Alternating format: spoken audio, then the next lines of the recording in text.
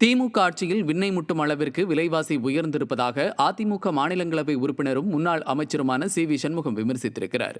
விழுப்புரம் மாவட்டம் வல்லம் வடக்கு ஒன்றிய அதிமுக சார்பில் புரட்சித் தலைவி அம்மாவின் 77வது பிறந்தநாள் விழாவையொட்டி தாமனூர் ஊராட்சியில் நலத்திட்ட உதவிகள் வழங்கும் நிகழ்ச்சி நடைபெற்றது.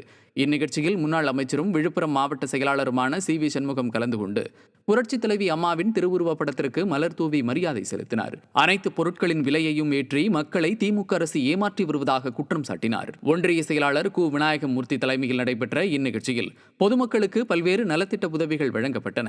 மேலும் இதில் மாவட்ட பொருளாளர் வெங்கடேசன், மாவட்ட இணைச் செயலாளர் அண்ணாதுரை, மாவட்ட எம்ஜிஆர் இளைஞரணி செயலாளர் வி.ஆர். பிருத்திவிராஜ், மாவட்ட தகவல் தொழில்நுட்ப பிரிவு செயலாளர் கோகுல்ராஜ், முன்னாள் ஒன்றிய குழு துணைத் தலைவர் பரிமலா பன்னீர், ஒன்றிய எம்ஜிஆர் இளைஞரணி செயலாளர் சேட்டு, முன்னாள் தொடக்க வேளாண் கூட்டுறவு சங்க தலைவர் ரவி, ஒன்றிய இணைச் செயலாளர் வெங்கடேசன், ஒன்றிய கவுன்சிலர்கள் ஜெயலலிதா, புருஷோத்தமன் மற்றும் ராஜேந்திரன், தாமனூர் ஊராட்சி மன்ற தலைவர் காந்தாமணி, சுரேஷ்குமார், கிளை செயலாளர் பழனி உள்ளிட்ட அதிமுக நிர்வாகிகள் பலர் கலந்து கொண்டனர்.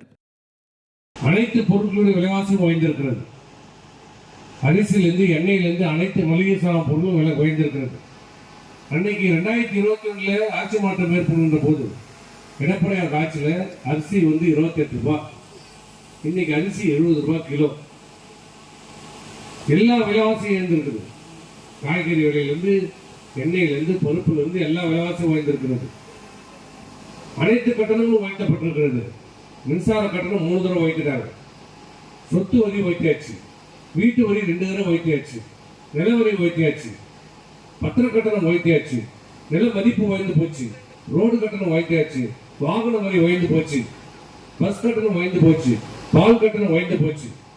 எல்லா வரியும் உயர்ந்திருக்கிறது, விலைவாசியும் உயர்ந்திருக்கிறது. ஆனால் உங்களுடைய கூலி உயரல.